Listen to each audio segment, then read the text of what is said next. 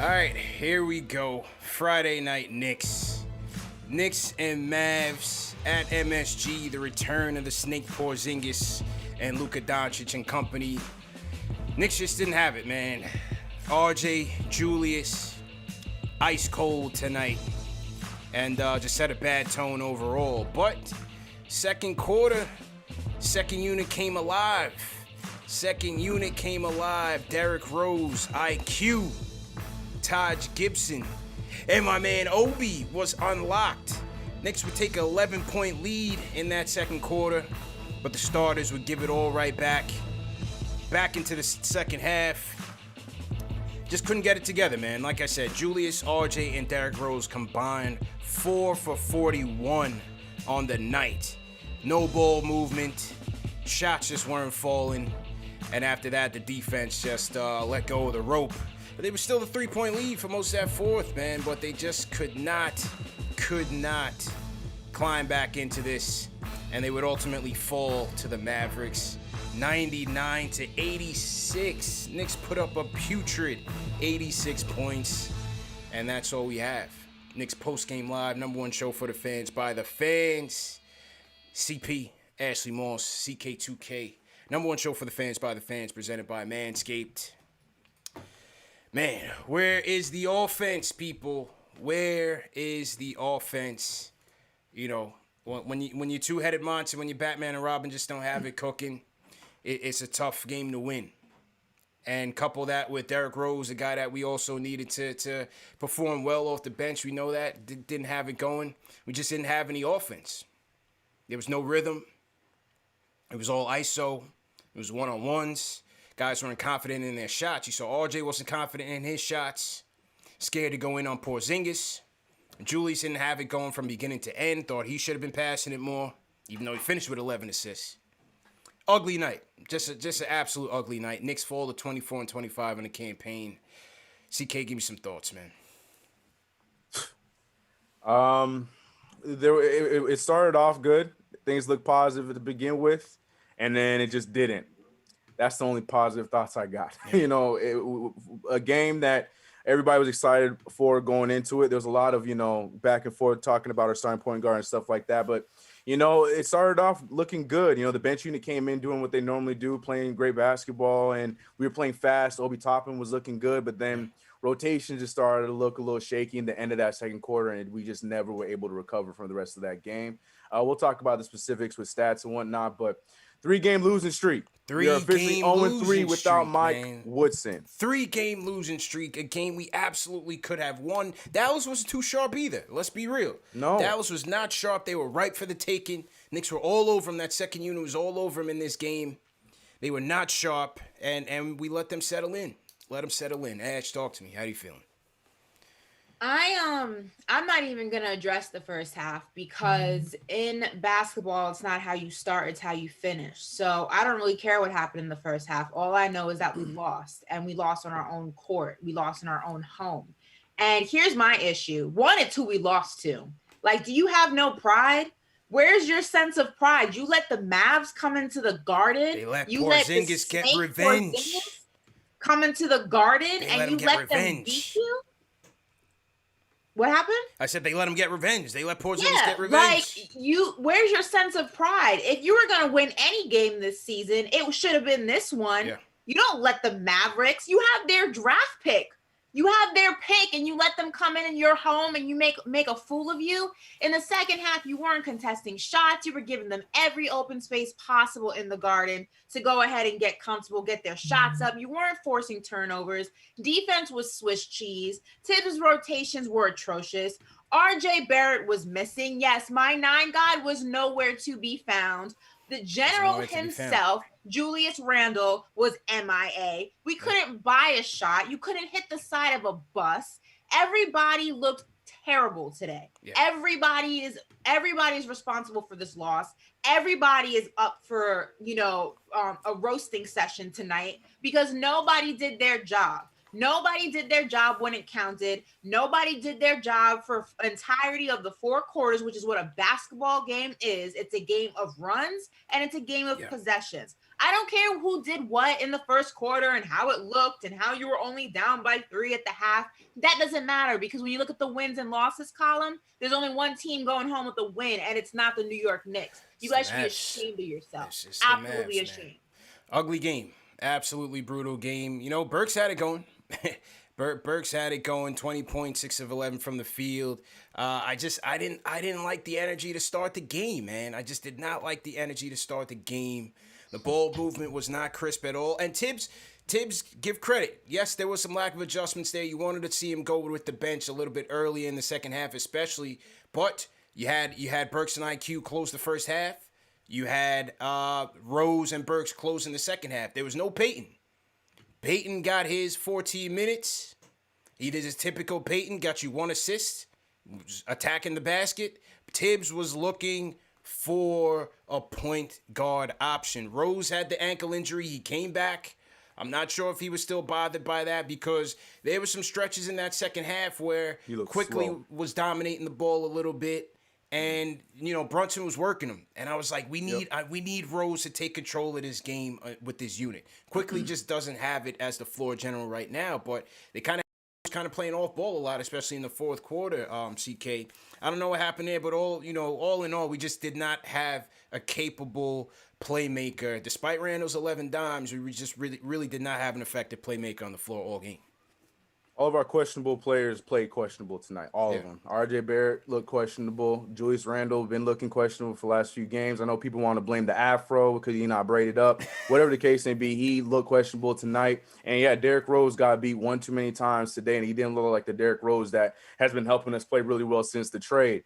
All the guys that were coming back obviously are not playing 100, and Tom Thibeodeau is still running them like they're, like no big deal, which is to be expected. But look, man, the adjustments, the lack of adjustments. I get you. You're right. The whole Elfrid Payton thing. But at the same time, we with the same thing we talked about in the Timberwolves game. We waited until about the 5-minute mark in the third quarter when we were already drowning underwater to make an adjustment as we were just continuing to get beat down over and over and over again in that third quarter. I don't know, man. And then even then, Alec Burks, he still had a hard time putting him in after that timeout. He had to wait until another possession was brought in. So I don't understand. There's a lot of things, but I'm with Ashley, man. There's nobody here safe tonight. Nobody. I don't care who your favorite Knick is. I don't care who. Everybody's up for blame. You can even blame Mitchell Robinson. He didn't even play. Everybody's up for blame tonight. Everybody is up for blame tonight. You know who's not up for blame tonight? I'm gonna show you right now. Obi. Right. That's facts. My boy Obi came to play tonight, folks. Came off the bench, gave us a spark. They told me he couldn't put the ball on the floor, Ash, but man was taking it to the rack. Got his and ones, got the putback slam over Porzingis. Obi came to play, man. Obi came to play. I was happy. That was the one silver lining of this game, even though he didn't get much minutes in the second half. Obi came to play tonight. He did, but unfortunately, it doesn't make a difference in the win or loss column. It's still a loss. You know what I mean? So, yeah, I mean, Obi had signs of life tonight, which I was happy to see. Like I said, I was like a proud mom, like, yeah, that's my baby. Go, Obi. Yeah. And it was nice to see, when you play at a quicker speed, it seems to better fit what Obi is built for. I think he doesn't do well, at least right now as a rookie. He doesn't do well when the game slows down. And that's not uncommon. Yep. A lot of rookies, the game, it slows down for them and they're able to kind of get into a groove of things as they have more experience in the league. Usually you don't see that until like their third, fourth season. It's not uncommon. So I think right now playing at a faster speed just suits Obi. Yep. But unfortunately, that is overshadowed by the fact that you let the Dallas freaking Mavericks come into the Garden with Kristaps Porzingis. Okay. Yeah. And you let them take a win from you. And that overshadows Obi's signs of life, unfortunately. Man. And you know what? And Kristaps, he had a slow start to this game too. Listen, the game was there for them. The game was there for them. There was a 3. They were losing by 3 for a good chunk of that fourth quarter, and it felt like 20. Because every possession was just a drag. Every possession, they just had to work twice as hard to get everything going. And, listen, the Mavs have a superstar on one end of the court. We don't. So when Luka starts getting it cracking in the fourth quarter, there's nothing you could do. He hit his lucky shot. You knew that top of the key 3-pointer. You knew that was going in. That one banked in. He got lucky there. Brunson killed us the whole game. Brunson had a strong game on both ends. I thought he bothered D Rose on the defensive end, and I thought offensively he was working us, man. Timmy as well.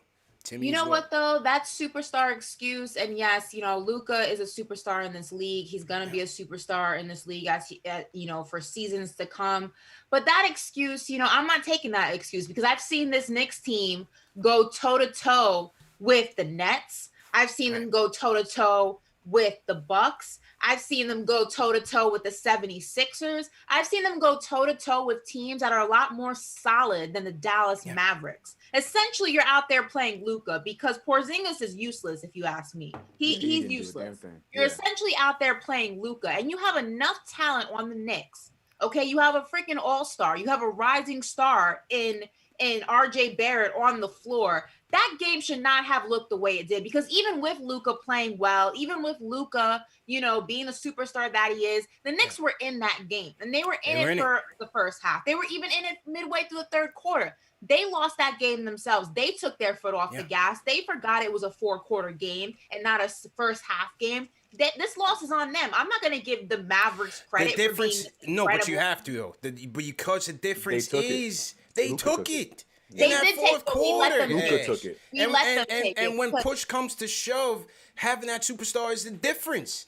When the team is overall not playing well. We've seen it time and time again where the Knicks are looking for answers in crunch time. Dallas can go to Luka Doncic and he could give you that miracle top of the 3 key that he gave you, that step back baseline jumper to seal the game. That would be fine. You know what? And I would agree with you there. I do agree with you there in halfway. But I've seen this team. We've all seen this team go toe-to-toe with teams that have a lot more superstars that you speak of on the floor. Right. No question. Than the Mavericks. No question. So there's no Tonight excuse. Just wasn't our night, man. They didn't have it. If you can go toe-to-toe with the Nets, if you can go toe-to-toe with the 76ers, you don't let the Dallas Mavericks come into the Garden and take one from you. I'm not giving them. When you're 24 and 25, Ash, I'm not giving them that. I'm not giving them that. When you're 24 and 25, that's what happens. I'm not giving them that. That's the thing. You ain't got to give it to them because they took it. They took it. It's that simple. They took it. Exactly. But you know what? We let them take it because I've seen this team go toe to toe with a lot tougher opponents than the Dallas Mavericks. We let them take this one from us, and we let them take it on our own court, and that in itself is embarrassing. And this team should be ashamed of themselves. That was atrocious what we saw. 3-game losing streak. 3 down. Offense is averaging 94 points in the last 5, I believe. 94 points. Offense is struggling, man. Offense is struggling big time. I don't know what the answer is. I really don't. They don't either. Yeah. It looked like they don't. They're searching. They're searching. I don't know what we do. Do you go... You have a quick hook on Payton for sure. You try to get Burks in there as early as you can. Rose, I don't think is going to be starting at the 1. That option's not there. And what else can he do in the 5? The 5 is locked in. You're locked in at the 2. You're locked in at the 3 to 4. You're locked in at the 5. Yeah. What are the adjustments you can make? You got to go to the bench early. Thank you. I'm about to say the easiest adjustment is we need to get to our bench way sooner than the 5-minute mark in the second or the third quarter, or in the first and whatever. That's the part I don't understand, especially knowing all the players that we have that are battling some sort of injury. You cannot continue to beat them down in games like this, especially if they're not playing well. Like to Ashley's point, we know that we can compete because we've shown that we can play with depth. We have the depth. Like, I don't care whether you know who our 10th player is or not. We have the depth because we've shown that we can compete in situations like that, but we don't ever use it. And we saw in this game, the second unit can handle themselves. Like, don't be afraid to go to them when your starters aren't doing it. We're watching Julius Randle and RJ Barrett be scared. They were skittish the entire third quarter.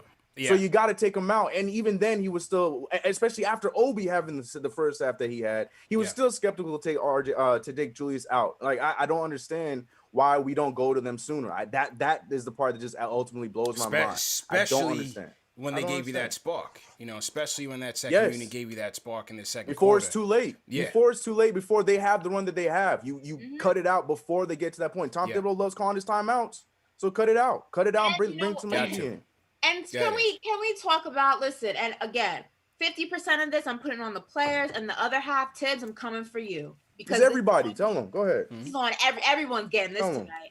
Nobody is safe from the chopper tonight. Everybody's getting it. Obi, I'm gonna let you slide because I saw signs of life. Everybody but Obi is on the chopping block tonight. Because first of all, that whole calling a challenge thing because a player asked you to and it's a sign of good faith. I don't know who came up with that, but we need to stop doing that. It's idiotic. I don't care what Reggie Bullock wants you to do. I don't care what Nerlens Noel wants you to do. If you don't think you should call the challenge, you are the coach. Don't waste it. Don't use it. Don't even look at it. I don't care what the player says. He talked to him in the locker room at halftime and explained, look, I couldn't call. I don't believe in that whole let's do it for a sign of good faith. And I'm just going to do it so that my player knows I respect him. I don't give a damn about any of that.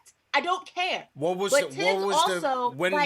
we need the challenge though? Like, did we need it later on in the game? You don't know but you know what? That's the thing. You didn't know if you needed it. Yeah, it's a tough call.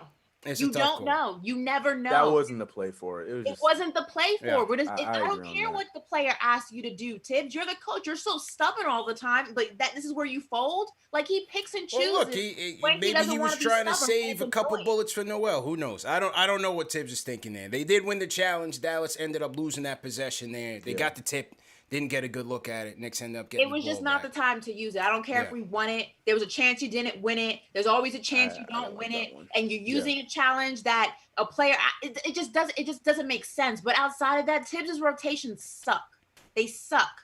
They're terrible. They are terrible. I don't know what else to do. I don't know who needs to talk to him. I don't know what needs to be said to him. I don't know if he needs an intervention. I don't know what's going on. But his rotations suck. They suck. Listen, you're right.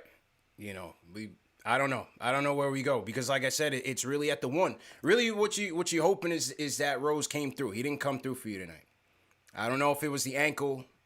I don't know what it was, but he got beat on some simple plays. It has to be, man. Right, it has to be. And then, like I said, they put it in IQ's hand a good deal late in that game. You know what I'm saying? Go ahead, bro. Finish your point, bro.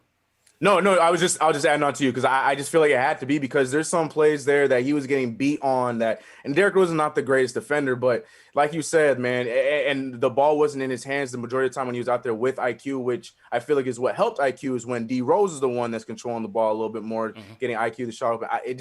These guys came in, they brought into the hype, and I respect them for it as a fan watching the team, but these guys weren't ready to come back. Rose was not ready to come back. RJ probably shouldn't have played tonight. It's just the questionable guys look questionable tonight. I don't know. It's hard for me to put that all on Jalen Brunson as talented as he is. In all due respect, I love Jalen Brunson's game, but there was some situations out there where Derrick Rose looked really slow. Yeah, really that's slow. what I'm saying. Rose is coming off a couple of issues though. Right, he has COVID and that's the what I'm ankle. saying. That's what I'm saying. He wasn't ready. I'm not sure. I don't know. He just wasn't there tonight. Like I said, 4 for 41. Between RJ, Rose, and Julius. I thought RJ, he didn't have confidence in the shots, and he was passing up a lot of them in the second half because he was missing in the first. I thought Porzingis was intimidating these guys a lot in terms of just keeping these guys out of the paint. And so, RJ was a bit timid to drive. Julius was living out on the perimeter a lot. Wanted to see him passing that ball. He was forcing a little bit too much. Didn't have it going. It's an ugly night, man. Ugly night. Like I said, you got 20 points off the bench from Burks. And that was pretty much it. Taj gave you a defensive effort in the first half, not so much in the second. And then in the fourth, when they brought Doncic back in the fourth and we had our all second unit in there, as IQ was kind of getting overmatched, I was looking for them to go to Bullock there. To put him on Doncic because we really didn't have any sort of defensive option. Like Burks tries, he does his best, but I was looking for Bullock. If you didn't want to go Bullock, maybe even throw Frank out there. I don't know, but we needed some stronger. We needed some stronger one-on-one defenders out there to try to slow Luka down in that fourth, just to give us a chance to get back in the game. You can't really have your whole second unit out there against him. Because he's gonna hurt you. He's going to hurt you, man. So. And Randle obviously does not look like himself. Yeah. Last 3 games. Yeah. Does not look like himself. And we have to play tomorrow. I mean. Watch a lot of names not going to play tomorrow. I'm telling you, a lot of names ain't going to be in tomorrow's game. Yeah. I would not be surprised. And this is one of the things I'm always afraid of, not just with the Knicks, but this is how I look at it with all players and across the board, across the league, is you always worry about this time of year, this April, May window, because guys who start off really, really hot, you tend to take advantage of that hot hand, if you will. You know, you're running them into the ground, constantly using them. And then after that All-Star break, when the window starts to get a lot tighter, and you really start narrowing in and focusing in on the playoffs and where you're going to fall within that seeding, you start to see that some of the guys that were just consistently going like a well-oiled machine, they start to get tired. They start to run out of gas. And it's it's a case of running out of gas at the wrong time. And I think that's why you look at some teams, that necessarily didn't start off the hottest, or they were constantly up and down and things like that. And you look at them and now they're starting to gel. Now they're starting to look really good. And it's all about basketball. Is just one of the things about them is just really about when you get hot and getting hot at the right time. And sometimes, things like this, injuries and other situations, it just gets the best of you at the wrong period in time. And I'm hoping that's not the case with us. It's not looking so good right now. March was not kind to us. Yeah, in a drought, no doubt. Like I said, averaging 94 in their last 5 or so. So it hasn't been great. Has not been great. So to everybody in the chat, once again, hit that thumbs up button for your squad. Let's salute the super chat. Steve Vernon says Tibbs is so fixated on winning, he's willing to burn the starters to the ground. Once again, Randle was terrible. He played the whole third and a majority of the fourth on a back-to-back tomorrow.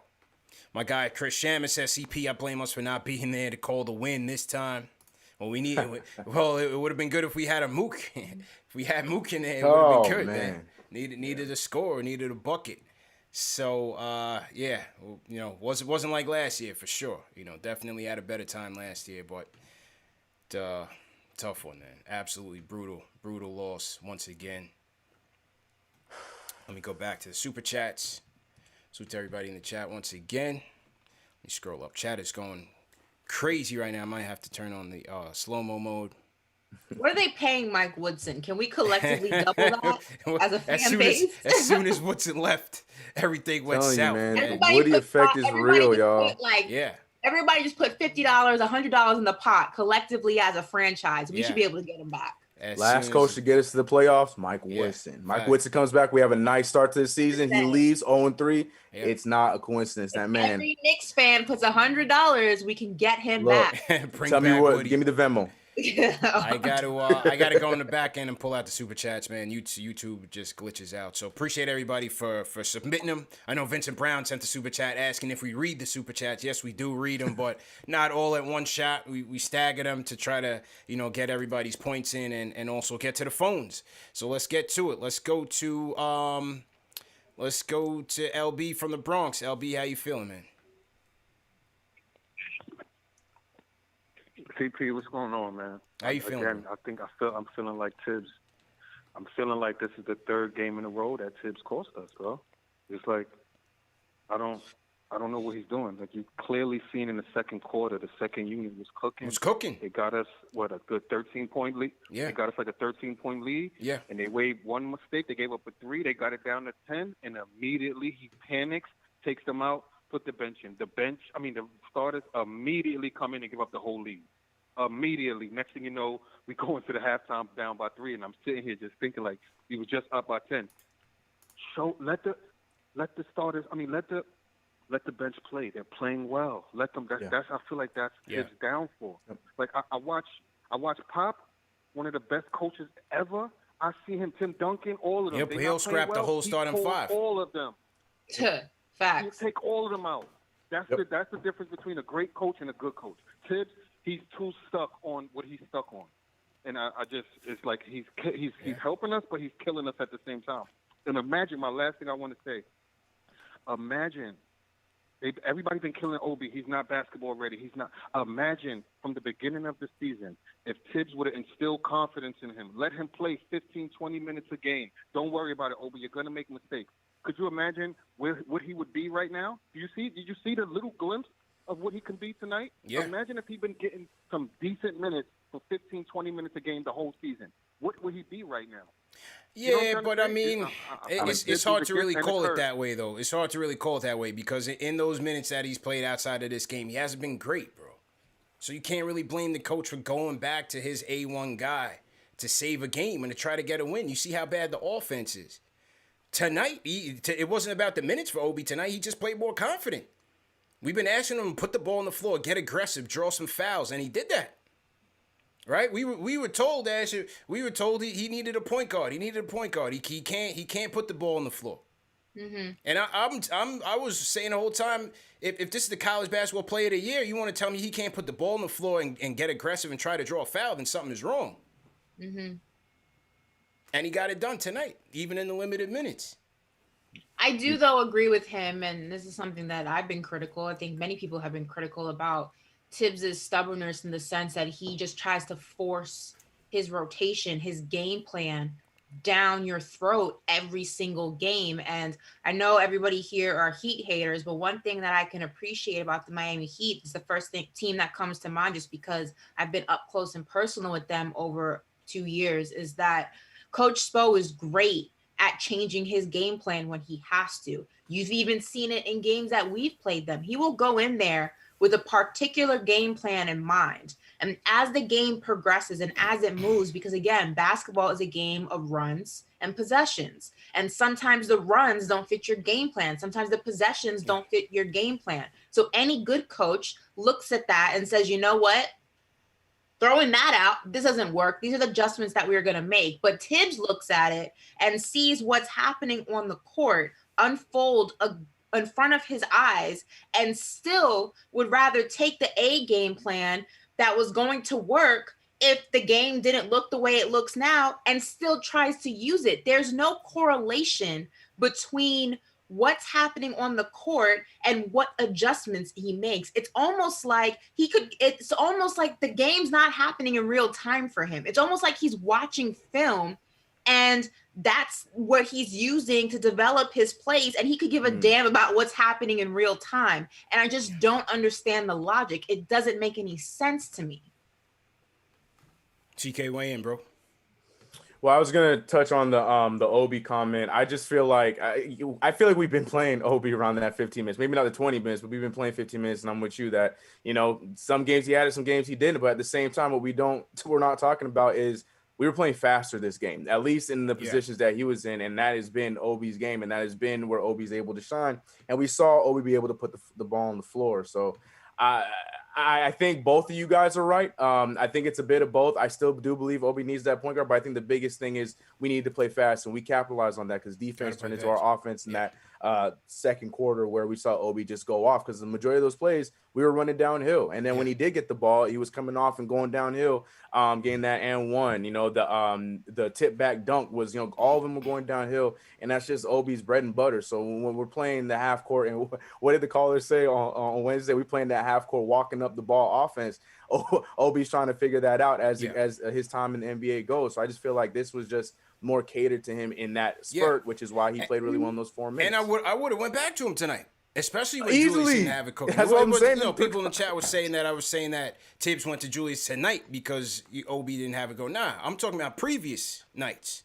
Obi earned his minutes tonight. I thought he should have played more in the second half.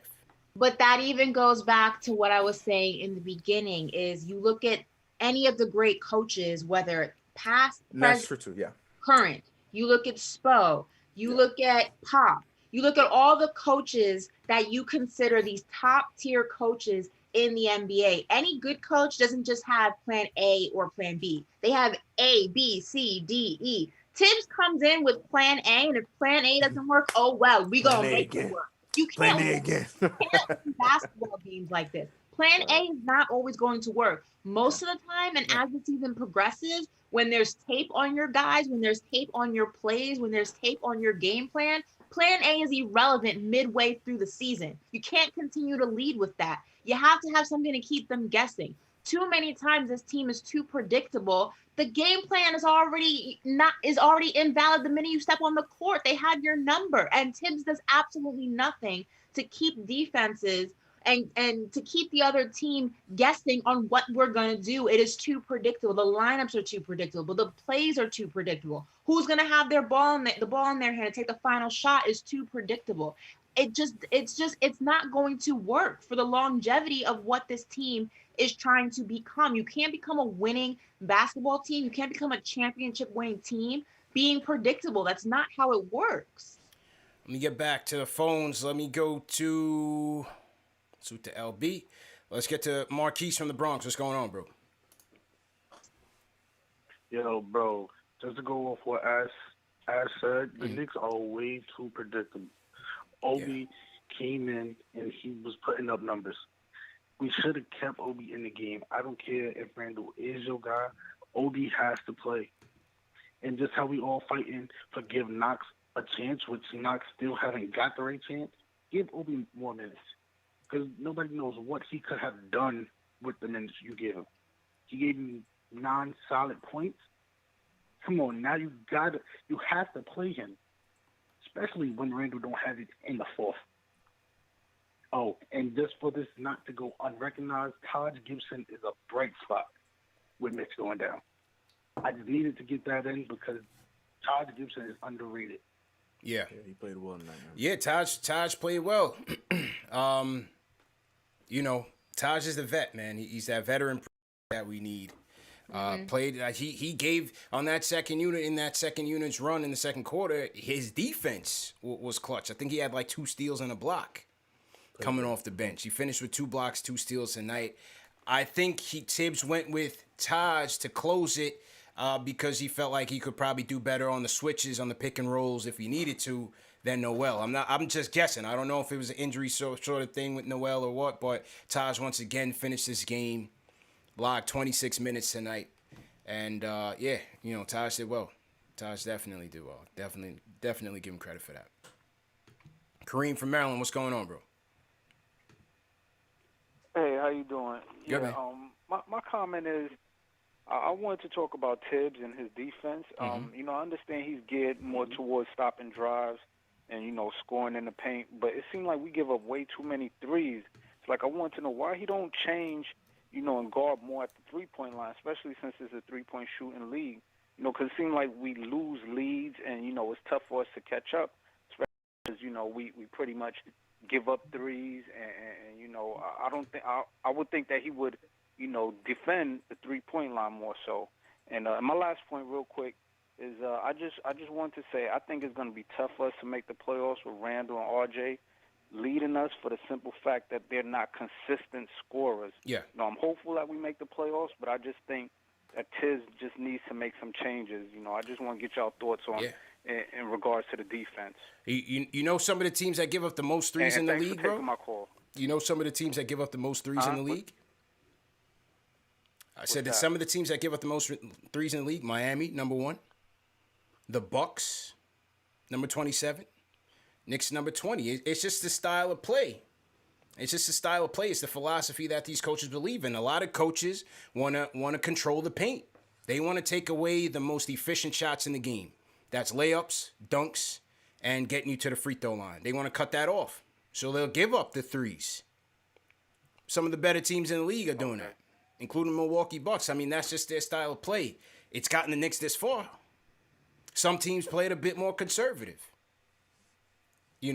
Some teams played a bit more conservative. Dallas scored 99 points tonight. I know, but we are slow. We are slow. We walk the ball up. Like I know y'all discussed this before. We're a slow moving team. So of course we're gonna have low points. The other team's gonna score low points also. I mean, sometimes sometimes that could be predicated on the pace. I hear you on that. But I don't think it was. I don't think their 3-point defense was necessarily the issue tonight. They scored 86 points, fam.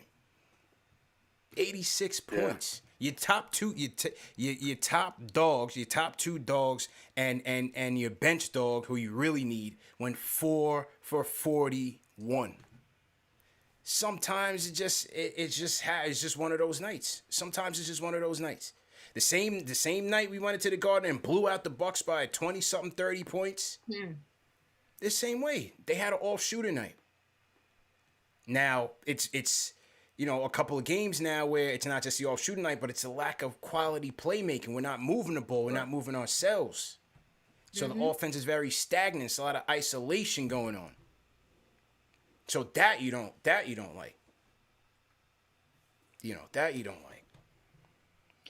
and it's only gonna get harder. It's not gonna get easier. Yeah. The season's not getting any easier. The easy windows in the season, they're starting to become less and less. Mm-hmm. Yep. As we get closer to the playoffs, it gets tighter. It gets harder to compete. Teams are not, making the same mistakes. Refs aren't making the same calls. Everyone's starting to get into playoff mode, and a slump, a losing streak can be very costly for where your seeding is when it's all said and done, because it's the real deal right now. It's no longer, just a game, or, just 2 games. 2 games matter at this point in the season. You can't continue like this. This is not okay. What we're seeing is not good. CK, how are we looking around the league right now? Any competition play?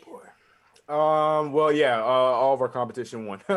So outside of our game tonight, with our draft implications, as well as us needing to win because we were on a 2-game losing streak, we now are on a 3-game losing streak. To add insult to injury, we also saw the Charlotte Hornets, who are above us, blow out the Indiana Pacers 114-97. We saw the Boston Celtics up against the Houston Rockets, and the Rockets actually were giving them some trouble, but Celtics ended up winning that one 118-102. Outside of that, not many other teams that we are really paying attention to. I mean, Toronto is still in the thing because they are trying to get in that play-in game, and that's all they really need to really make a run. But also, more importantly, the Atlanta Hawks are getting ready to blow out the Pelicans. So right now, the standings are looking like this. From where we started this week, we were at that 4th seed, and now we are sitting in the 7th seed, tied up with the Boston Celtics at 24-25.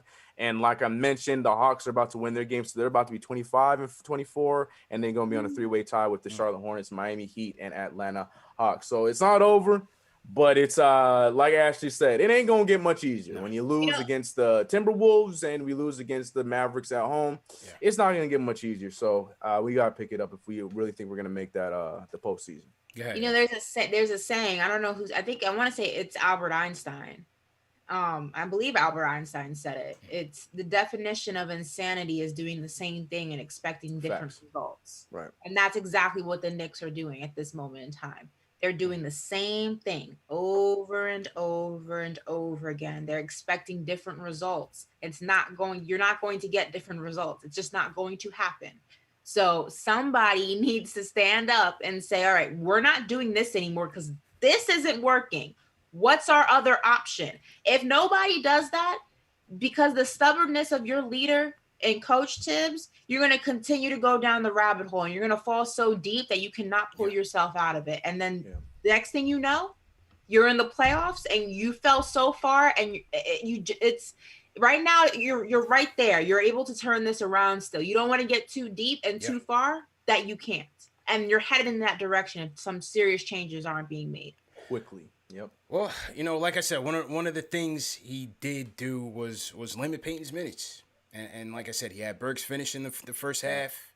Rose and Burks is finished in the second half. Rose is going to be a closer. Burks is going to be a closer. So he's limited Payton. As long as we have those 2 guys healthy or active, Payton's minutes are going to be pushed off to the side. Now you need those guys to play better. You need more facilitation out of Rose. Desperately. This is all we have. Julius is going to do what he can do. You hope RJ can, pick things up, turn around. He's in a little bit of a tough time right now. Didn't finish the Minnesota game well. And this game was just a terrible game for him. He had a tough go at it. So, like I said, you just hope he makes those adjustments. The bench is our spark, man. The bench is our spark. When the bench comes in the game, you're more enthusiastic. You're more optimistic about how the game is going to go. You already know. Because the starters are just so stuck in the mud. You just know the bench is going to give you a lift. And you just hope he goes to them earlier. Quickly. No pun intended. Go to the bench. Right. Go to the bench, Tibbs. And maybe, and it could be tired. It could be fatigue too. Who knows? I don't know. I'm just throwing that out there. It could be that too, man. Rich Harris sends us a super chat. Said the Knicks are a rebuilding team with a coach who acts like his journeyman filled starting unit can't be sat. That's a problem. King Matthew says the starters look exhausted and the bench was killing it. Thanks, Tibbs. You did it again for the 3rd straight game. And why is Tibbs allowing Payton to shoot a 3? That 3-ball by Payton, I think that was it. I don't think we saw him after that because that 3-ball looked like a knuckleball. I thought Payton was playing baseball out there. Horrendous. I think that was it. I don't think I remember seeing Payton after that. I give up on the Payton fight. I just keep losing, so I don't care anymore. I feel like I said, I gave up a while ago too. I was fine too. I'm long waved gone. the white flag. I'm long gone. Yeah, I'm long gone. Sandy Villario says, "Could Woodson be the real coach in the background?" Like they used to say that. They used to say that about Coach Spo, that Pat Riley was actually coaching the team, and Spo was just spitting him out.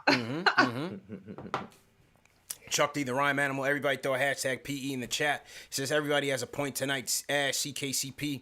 If Tibbs is going to grind these pros, the rotation has to be open. This game has changed and wear and tear is real. We are not a 15-win team and not losing 130-77. But damn, no point guard. It's poisonous now. That's the thing, man. It's just like the lack of a playmaker is like, man, it's tough to watch. It's just tough to watch, man. Literally no playmaking capability out there. It's hard. So to everybody in the chat, once again, hit that thumbs up button for your squad. I think I heard Lord Banks was in the chat earlier, so salute to Banks. Yeah. Definitely appreciate Banks for supporting. Let's get back to the phones. Let's go to... we want to hear from right now. Let's go to Cynthia. Hang on, let me get Cynthia in here. Cynthia, how you feeling? Not so great. Yeah. I'm like with all you guys. Yeah. You know, Cynthia, man. Everybody made great points, but let me tell you, I seriously put this on Tibbs. Mm-hmm. I'm just so tired of him. And Ash was 100%. All of you guys were 100%. But here's a question for you guys. Mm-hmm. Do you think Leon Rose will have the guts to talk to that man and tell him you got to change rotation? These guys look gassed. Like, you know, you let Julius sit down. You know, he said at the beginning, whoever's hot, you know, will play, and if you're not, you're going to sit. Well, I'm still waiting for that philosophy to come to life because he plays this. I'm shocked that he sat Payton down after a while. I'm really shocked. Mm-hmm. But I agree with the other callers. Tibbs is costing us this game. Yes, the guys have to put the effort in too, but they looked out of it. And it's not over, guys. We play tomorrow night. We play Monday. Do you I think it was, I don't know, one of you guys said that it'll be a different, you know, different guys out there tomorrow night or different people. I hope so. I don't want to see the same starters out there again. Ash, I need you to go to Tibbs and talk to him. I need you to go and talk to him, Ash, or somebody, because I got you. And I'm telling you guys, and I'm telling you, I appreciate what Tibbs has done. It's made the team exciting. He's brought us to a certain level, but he's sticking to the same one plan, like Ashley was saying. And, you know, I kind of in the background, and I referred to this to you a while back, CP, that I heard that Kenny Payne really wants to coach. And I always say, if they get rid of Tibbs, I would give Kenny Payne the chance. And it is different when Woodson is not here too. I feel like you just see it. But the whole point is, will Leon Rose have the guts? I'm up for like, hey, somebody get in tough with Jeff Van Gundy and tell him to talk to his boy. I tell him to change the rotation. He ain't doing it. They ain't. Listen, Tibbs, from what the coach said, he has his analytical guys that are, you know, controlling the minutes. They're gonna take it as a team and regroup on things. We'll see. We'll see. Supposedly he said he was gonna look at things from an analytics point of view before he makes adjustments. How long does it take you to do that? Who knows, man? Are you doing it by like marbles across the little thing that people slide? Like, how long does it take you to review those analytics? It's April. Like, that excuse works for me if it's the beginning of the season, but it's not. It's April. And here's the thing. I think people are also kind of taking what we're saying and thinking we're saying fire Tibbs and Tibbs is no one's saying that. I'm 100%. I'm going on the record and saying this. I don't think that we would be where we are if we did not have Coach Tibbs. I think he has done tremendous in various areas of our game. I think he has turned this into a team. I think this he has turned this into a defensive unit. I think he's gotten into the mindset of a lot of these guys and made them believe that they are capable of winning the games, even when they think that they can't, or the media thinks that they can't. I think he's responsible for a lot of the positive, the positive direction this team is heading in. But that does not mean that he is excluded from criticism. And the criticism is there, and the criticism lies heavily in his rotations and his stubbornness. And somebody needs to speak to him. And I agree with that. I want to see if Leon Rose is going to be the leader that we need in that front office, and speak to your coach. Tell him that what he's doing is not working for you, and he needs to make the changes. If anyone's going to get through to him, it's him. Somebody has to have the conversation. And it doesn't mean he's not doing his job. It doesn't mean we want him gone. It doesn't mean that he's terrible. It just means that he is not a perfect person, a perfect coach. None of us are. It doesn't make you a bad person. It just means that there's room for improvement. And when you're trying to build towards something, everybody has to improve. You constantly got to keep getting better. The players got to constantly keep getting better. The front office constantly has to keep getting better. And the coach, the head coach, the coaches he surrounds himself with have to constantly get better. And that just is what it is. I agree with you and Cynthia, but my question is, do you think Leon Rose does that this year? Because he should, but will he? Because of how far we've gone. We're 24 and 25. Yeah. You know, we've gone this far. We've done our expectations and whatnot. So does he let him ride it out the way he's been doing it? Because it's like we said, on both sides, there's still a lot more season left. Yeah. I agree with you too, but I'm just also saying, like, is that something that Leon Rose steps in and does now? I think if he doesn't, then all he is doing is perpetuating this ideology of mediocrity that we've always lived in. That, okay, we're not as bad as we thought we were going to be, so let's not, rock the boat. No. Do you want to be average? Do you want to be 500 every season for the rest of the history of this franchise? Or do you want to compete? Do you want to be winners? Do you want to bring a championship back to New York? If it's the second one, if it's the latter, then you have the uncomfortable conversations. You don't look at where you are and you're comfortable in mediocrity. I don't really care what we were projected to win. I don't care that we beat that projection. I want a team that's going to compete. I want a team that has a winning philosophy, a winning mentality, a winning culture. I don't want a team that's okay with being average. If you want to be average, go someplace else that's not New York City, because in New York, we are not average. And if that's what you want to go ahead and portray, then speak to that. If you talk the talk and walk the walk, you can't talk about, oh, we're changing the culture in New York and we're doing this, and then you're living in mediocrity. We're not doing that anymore. That time period is gone. That door has shut. That chapter has closed. We are moving forward. And in the future, we're all about winning. And if you're not part of that philosophy, then you need to leave. And if you can't have the conversations that are required to be part of that philosophy, then this is not the city for you. This is not the team for you. Simple as that. Let's get back to the phone. CP the artist, what's going on, bro?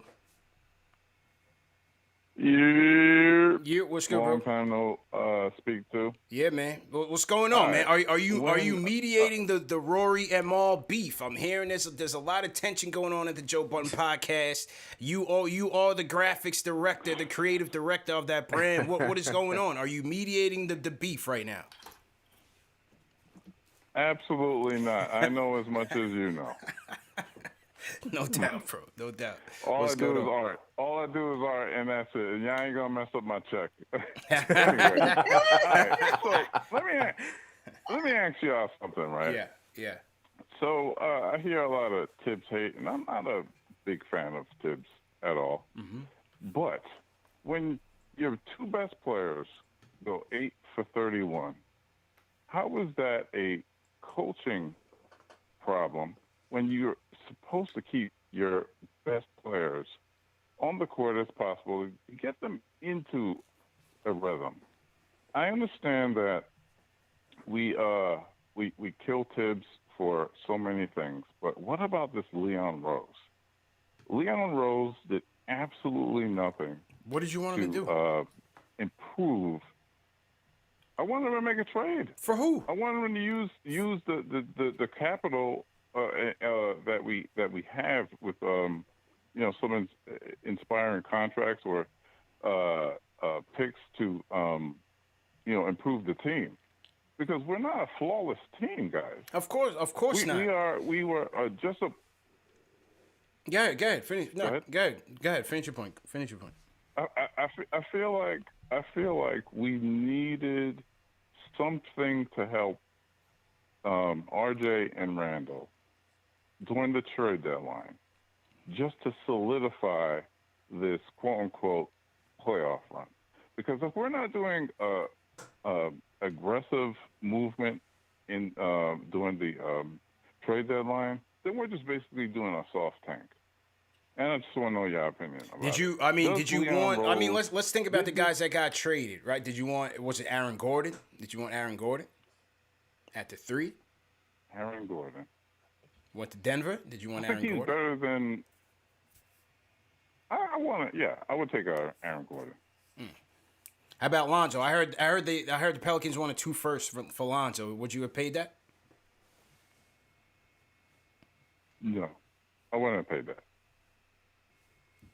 He would. You would, or you wouldn't? He wouldn't have. He wouldn't Oh, have. he wouldn't have. Okay. No, not 2 if he's just going to come here. Yeah, exactly. If he's just going to come here in the offseason, I wouldn't have paid that. But are we having too high expectations for this team? If we didn't do anything, you know what, bro? Like I said, the whole trade deadline situation. I didn't expect them to make any catastrophic, monumental moves. I just didn't feel like they were gonna do that to move this team up a couple wins here and there or lock in a playoffs. I didn't think they were gonna do that. I just didn't see that they were gonna. Not this year. I thought they were gonna mainly go in with what they had. If there was a cheap deal out there for them to make, they would have done it. But I didn't think they were going to go out there and spend capital just to move this team up a couple slots. I didn't see it. And they weren't going to make the blockbuster to bring in the superstar either. So this is what we have. Mm-hmm. So, Asher CK, let me get one of your takes on it. I got to charge up my computer. I'm going to throw the screen and throw the camera on. Like I said, I don't think we should have sold or bought in too high in this trade deadline. So I hear him, because it would have been nice to pick up some kind of help for this bench, because let's be real with the injuries, like everything we've been talking about tonight, we're talking about our best players being gassed out, so we need the help. But at the same time, at what cost would it have made sense to make that cost or pay that cost to get some of these guys, the Aaron Gordons, the Evan Fourniers? Like, I know it turned into 2 draft picks, but who's to say that was going to be the cost for us? Like, that might have been their cost, but knowing that we're the Knicks, the Magic might have said, well, how about you give us some more something? You know what I mean? It's different for every team. That's just an unfortunate situation when it comes from GM to GM or whoever it is talking to each other. So for what we did, I was okay with it. I thought everything they were selling us, we made it this far with what we got. We'll close out with what we got. I agree with it. We just got to make sure we use what we got. And I think, how about we go through that situation first and use what we have before we talk about what we don't have. We're not using what we have. We have the Frank Hives, the Kevin Knox Hives. We have all these hives for a reason, because we have these players that everyone's hoping to see on the court. Maybe they won't make the difference. Who knows? But the point is, if your best players aren't doing anything, the guys that you're putting out there to help them do something is not doing anything, you got to go to something, okay? Yeah. Whether you like Frank or you don't like Frank, we can all agree Frank had 2 of his best games of his career against the Dallas Mavericks last season, So there could have been so many situations where anything could have changed. The point of the matter is, we got depth, we got players to use them in situations like tonight where we're not getting help anywhere else. That's all I'm trying to say. So I'm not too upset about us missing out or not cashing in on the trade deadline, because you know what, we got this far the way we got it, and I think we're gonna have a nice offseason anyway. So keep the house money and run with that. Yeah. It's a weird area, right? Because it's like a gray area. It's not necessarily a black or white situation. On one side, we're doing much better than expectations, but that doesn't mean that you live in mediocrity. The familiarity breeds content, right? You don't ever want to get content. That's not how you win things. But also on the other side of the spectrum, we're not in a position where we're going to win a championship. You know what I mean? You're not in the position where you're going to the conference finals. So you don't need to make the same drastic moves that other teams in the league need to make, because that is where their trajectory is right now in present day. The Knicks are in this weird gray area where you don't, like I said, you don't want to get comfortable just being average. And just because we're exceeding expectations doesn't mean that you're comfortable staying there, and you don't make any, you don't rock the boat. You don't have those conversations that may be uncomfortable, but also you don't make any drastic, stupid, unnecessary moves in the off season or during the trade, before the trade deadline hit. You don't do any of that because it's unnecessary. It's a very gray area. Let me hit that reset real quick. Salute to everybody in the chat. Once again, hit that thumbs up button for your squad. CP, Ashley Moss, CK2K in the building. Number one show for the fans, by the fans. We got over 1,000 people in here on the chat, on the check-in with us. Definitely appreciate it. Salute to all our Facebook family as well. Remember, these shows are available in audio podcast format, Apple Podcasts, Spotify, Google Podcasts, all the major ones on the KnicksFanTV, so you don't have to miss it. Even if you miss it live on video, we are always there. So make sure you guys are subscribing, hit that thumbs up, share these videos. Very important to do so as well. I had a slight system issue. I'm not sure what's going on with my battery power, back? so I should be back. Right. If we cut out and hit the matrix real quick, you've been warned. We definitely appreciate it. Appreciate all the support, but just having something going on with my battery for my system. So hopefully we should be good to go. Couple super chats came in. Paul Robinson says, if we give up the Payton fight, no play-in for us. ACL 13 says, Rose and Gibson need to start the next few games if healthy. For Tibbs to watch Payton throughout the season and still give him starts is blasphemy. Well, I'm good with Noel. I think Noel still does his job. I like Noel's minutes, and I like Taj's minutes. You got to go easy, man. Taj is an OG, man. You don't want to burn him out there. You know what I'm saying? He's like our Kurt Thomas right now. So we got to go a little easy with Taj, but considering this guy was supposed to be your third string, he's giving you a lot. And he's given us exactly what I thought he would. And this is why I wanted Taj here, because I just knew he would give us that spark on this team. So Taj has been playing well. And then with the Rose thing, I just don't think, from the conditioning and the health, I think if he could give you starters minutes, he'd be starting by now. Right. Because like I said, Tibbs, does not want to go to Payton necessarily. And as you see with Burks moving in, getting some opportunities at the one, and Rose, Tibbs does not want to play Payton as much. He's definitely not closing with him. But it's just that I don't think Rose is going to start. I think Tibbs is trying to pace him to run with that second unit and to close the game. Yeah. So it makes sense. Yeah. It makes sense. I don't hate it. And also, I think I said it's familiarity breeds contempt. Not contempt. Contempt. Yeah. Contempt. Yeah. Sorry. Thank you in the chat who Contempt. corrected me. Contempt. I think I said content. Yeah. Is contempt. Well, you still rolling with the scorpion and the frog. So a little trip up, you good, man. Just a little, right? A little glitch. I'm like terrible at getting like these sayings right. I swear, it's like Brooklynisms. Yeah. the intent is there. There's a right way, and then there's the New York way. Yeah. But I'm not mad at the decisions with D Rose. I'm just kind of is what it is. D Rose had a specific spot, a position to fill, a job to fill when he joined this team. So I'm not. True story. Shout out King Matthews. He says Miss Wolf is right. Leon Rose better demand to Tibbs to change your ways unless he's scared. This is game 49 that needs to be changed. FYI, the first unit. Again, it's either you starting Burks or you starting Rose. That's it. There's no imaginary player off the bench that's going to come in and save us. You either starting Burks or you're starting Derrick Rose. And I truly believe there's a reason why I think he wants to keep Rose within a certain minutes. Again, 25 minutes tonight. He's hovering around that 23, 25 range. It's never hit. I don't think it's ever hit 30 since it's been here.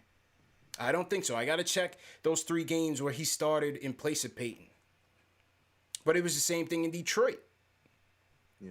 The Detroit coach, his name always slips my mind. He was a coach of the year with the Raptors. I keep forgetting his name. Oh, Dwayne Casey. Yeah. He put Rose on a minutes restriction as well. So I don't know. But it's either you starting Burks or you starting Rose. So certainly option for Payton on the bench, CP. That's it. I don't want him walking up and down the court with Obi and right. quickly and right. So then So then you're kind of impacting that second unit because now I like taking the ball out of Quickly's hands, man. I think he's regressed in trying to be a floor general. We need him to score. The offense is putrid. The 3-point offense is putrid. I need Quickly off ball, lighten it up. I need Rose to get on the ball. I need Burks to get on the ball. That's the problem. I agree. I agree. But like I said, as long as we get a brisk jog out of for Payton, I'm with you on that. It's just I can't with the walking up, man. It really irritates me, bro. He's not pushing the pace, and he's damn sure not passing it. Man. He's not pushing the pace, damn sure not passing it. Yeah, I agree though. I agree. Salute to Into the Knicks first. My guy Into the Knicks first. He's an LA Knicks fan. CK. He says this was a loss we feared. 2 questions now. There's hope. They've turned it around before. They're in a tough stretch, man. They are in a tough stretch. So, like I said, tomorrow, pivotal. Do not let Detroit and Dennis Smith Jr. and them get a win. And then you got Brooklyn Monday. Then you got Boston. Then you got Boston Wednesday. So, Brooklyn. These are the games. He's not even playing, bro. He hurt. Oh, he's not playing. Okay, yeah, it was kind of quiet. I heard, but Josh Jackson, I heard, is picking it up. Who knows? Who knows? They're playing well right now. That Timberwolves game was supposed to be a gimme too, so you can't put nothing past these guys, man. I was gonna say, what do you mean? After Wednesday, man, look, there's no gimme game for us. Nothing bro. is a gimme. I'm at the edge of my seat tomorrow. There's no gimme game for us, man. We don't deserve no gimme games tomorrow. Right. Yeah, let's go to ATL. Rock, what's going on, bro? Yo, what up, CP? How you doing, man? Long time, bro. How's everything? Yo, man, I'm good, man. Ash, CK2K, what's good, everybody? Good, man. Yo, I'm pissed. I'm pissed, man. I'm like, yo, when they did the interview with Tibbs in the middle of the summer before we hired him, this dude said he had learned from his mistakes. He said he progressed. He'd been around the league, looking at different coaches, but he's doing the exact same thing. He's running the starters, and just like Ashley said, he makes no adjustment the whole third quarter. Obi balled out in that second quarter. When they were on the road, you took them out. You bring in the starters, we lose the lead. And then in the whole third quarter, he watches the lead, and then you come back in the fourth quarter with the bench. Why bring them in now? Yeah. You should have let the starters rock and then bring the bench back in to finish. But my thing is, this dude does not make any adjustments, just like Ashley said.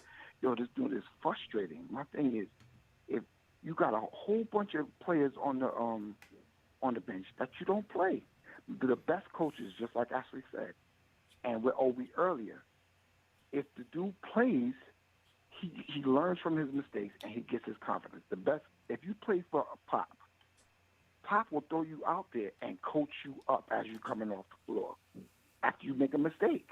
But my thing is, if every time you make a mistake, you get pulled, you always conscious, if I make a mistake, I'm going to be sitting down.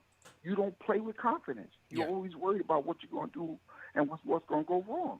But my thing is, he got to make adjustments, man. If we're not trying to really compete in the playoffs, then we might as well try to get a high lottery pick. It makes no sense to just sit here. And I understand competing, and we as Knicks fans appreciate everything that Tibbs has done. But just like he's expecting the players to progress and learn, he has to do the same thing, man.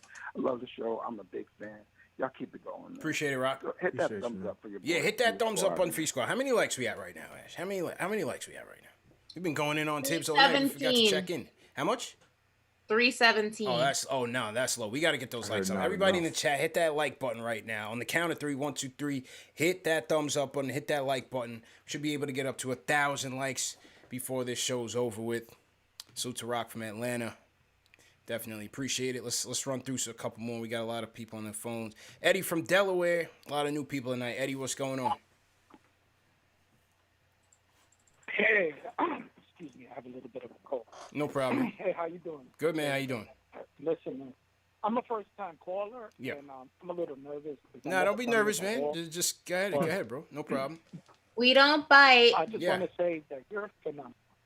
Thank you. You are awesome, CK. You know, I started watching this show simply because I ain't gonna lie, was because of Ashley. You know, when I was growing up, people always asked me, "What kind of woman do you always wanted to have?" Or pretty much like, what would she be? And Ashley is exactly the kind of woman I always dreamt of all my life. Not to butter her up or anything. I'm just saying she's always been that kind of person that I wanted. But anyway, getting back, that's why I got into the show. And then after listening to you guys, thanks. I really got into it. And I said, wow, these guys are really cool. My respect. I mean, I hope it continue and I hope it grows. And show, for real, you people are awesome, all three of you. Thanks. Now, appreciate it. I guess. This goes beyond tips. Yeah. This goes beyond, oh my God, I don't even know where to begin. In our lifetime, as the Knicks fan, because I think I was a Knicks fan when I was in diapers. But what is happening here, it's many things. Everyone's to blame. First of all, from the top. And let me tell you, I think, in my opinion, only been 3 great coaches in Knicks history. Well, I'm going to go way back. Red Holzman, Pat Riley, and Jeff Van Gundy. They might have been good coaches, others, but not great coaches. Now, besides that, everybody blames James Dolan. Fair enough. He deserves some of the blame. But you're going to tell me James Dolan was the owner of the Knicks 25 years ago? They've been losing for 25 years. They haven't been in a championship 25 years. Yeah. Are you kidding me? So you can't keep blaming James Dolan. Sure, he's part of it now. Yeah. But he wasn't part of the problem back then. This is, I don't know, the structure. I don't know. It's such Yeah, a I mean, thing. but appreciate the call, bro. Appreciate the call. I mean, it's just rebuilding, man. It's just rebuilding. You know, it's growing pains. It's a tough loss. We wanted to win it, but this is far from a finished product. So it's hard to really compare what Riley had and what Van Gundy had. They had way better teams in this. Way better teams in this. Yeah. You know. For sure. Put some respect on my boy Mike Woodson's name. I'm sorry. Yeah, Mike Woodson. Come on. Put some Come respect on, put my on man. Woodson's Come on. name. He deserves it, even though it wasn't a long stint, but he in there. Yeah. I would have gave him some more airtime until he crossed me up and went to Ashley. He sure did, bro. He went in, he came to me first. You're phenomenal. He hit you with the Euro set.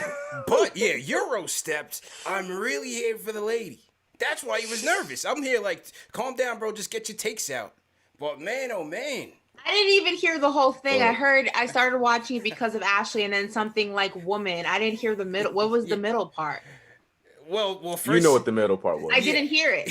You know what the middle part was. Okay, then I guess tell me when the show's over. So I had no idea what he said in the middle. I just heard, he's all nervous. I'm like, hey, just get your takes in order, man. Don't worry, we here. Like nobody, well, we know the real reason. At least y'all recognize, man, treating me like Tibbs treats Frank Ntilikina, bro. It's all good, though. Hit us with the Euro boy. Eddie I told Delaware. you're Michelle. You really Farrah. But the Sims see it differently. You Farrah, for real. So we give the people what they want.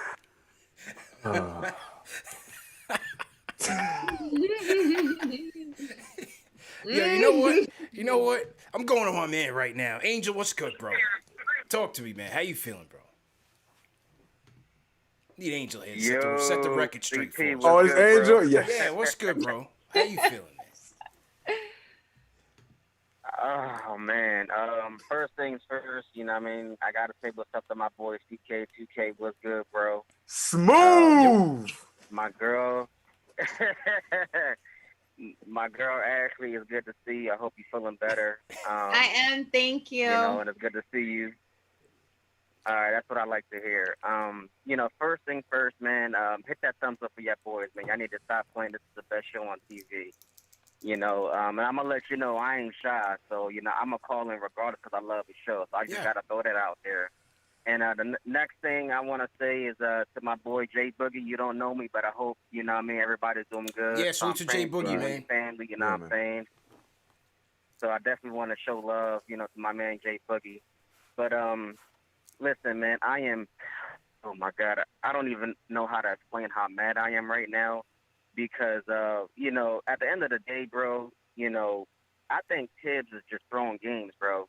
Because let me tell you something, right? So we go up 13. We go up 13, right? We go up 13, And instead of riding the hot wave, what do you do on cue? You put the starters back in who had trouble scoring the whole game. I don't understand. Does Payton have something on Tibbs that we don't know about? Because, I mean, I don't understand why are you starting him against teams like Dallas? When you start playing these playoff teams, you got to have a point guard that not only could score, but can make players better around him. I get it. He's a good defensive player. But, bro, once he did that air ball, I threw my shoe at the TV. I'm like, bro, what are you doing? And when it comes to Tibbs' rotation, you know, I just want to melt some butter and smack him in the back of his neck. Like, bro, what are you doing? It's almost like, you know, he has the hot hand, and then he says, you know what? I don't want to beat you with the hot hand. I want to use the players who ain't been doing nothing the whole game to try to beat you. Like, I don't understand what's going on, bro. So, you know, I'm just so fed up with his rotation, and I'm a huge Obi fan, right? Mm-hmm. But Obi had more baskets than Derrick Rose, Quickly, and RJ. Yeah, Obi had it going. You feel me? So, right. So, you know, and granted, you know, he hasn't played good all year, and I'm the first one to tell you. But you got to ride the hot wave, man. Like, give him the ball. Like, what are you doing? Yeah. We scoring 86 points, and the one person you should have gave the ball to was Alec Burks and Obi. Mm-hmm. They were the only two that really did good all game. You know, and then, you know, I'm about to throw some facts out here. You know what I'm saying? Knicks gave up 50 points in the paint. That's terrible. When we was up by 13, we got outscored 68-42 the rest of the game. We scored 40 points in the second half. Yeah. Bro, like, what are you doing? And why, like, what has Payton done for you that Frank can't do? And I'm not the biggest Frank Ntilikina fan. But that's bro, what I said. You can't tell me Frank wouldn't have did better than having one assist. Yeah. You know what I'm saying? Like Payton had one assist the whole game. He's not even trying to pass the ball. And why not put Kevin Knox in there? If you have a problem scoring, you got to have shooters on the court. You know, and when you start playing this playoff team, you can't be walking the ball up the court like you're dinosaurs, bro. Like, you got to score. True story. Get some easy Angel's baskets. been facts Run the floor. I'm saying. Yeah. Yeah. You know, and you know, last but not least, you know what I mean? You know, my mom, you know, she wanted me to say hello to you guys. She was about to get surgery. Oh, how's she doing, man? You know, so she definitely wanted me to. Yeah, she got to get his surgery, bro. So, you know, she definitely wanted me to say hi to you guys for her. And Ashley, she has said that she hoped that you was feeling better as well. You know what I'm saying? But, you know, back to the, you know, game, you know what I'm saying? All right, I got you.